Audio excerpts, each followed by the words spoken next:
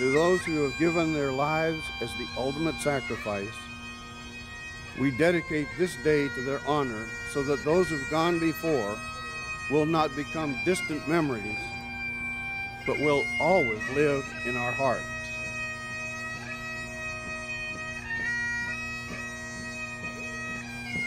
Our mission lasted a little over 3 hours. We were excited while en route to perform the recovery, but were humbled and didn't talk a lot on our way back to Bagram. Europe was the battleground for World War II. And because these countries were occupied or attacked, remembering that now they are free is really important. And weeks before Remembrance Day on November 11th, you will see people selling poppies all over Europe. And that's to have people begin remembering ahead of time what sacrifices the military people made.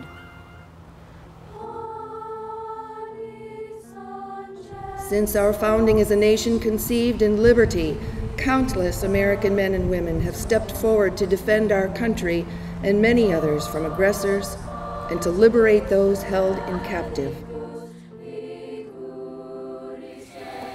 It was September 4th, 1943. Staff Sergeant Joseph Turriff, United States Army. I was 20 years old, had just graduated college, and was inducted into the United States Army, sent for 8 weeks of infantry training and then into the European theater. We landed someplace in England, Southampton, I believe, and a long way from Chicago, where we waited for our orders to ship out. On June 5th, we heard a tremendous amount of aircraft overhead, and the sounds they made indicated that the war was about to begin for us. The next day, June 6th, the invasion of France began, known as D-Day. On June 12th, we boarded a transport ship and headed across the English Channel. Our destination was Omaha Beach.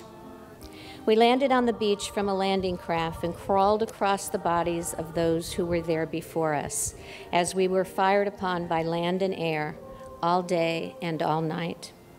We were now a part of the 23rd Infantry 2nd Division. That was my introduction to World War II.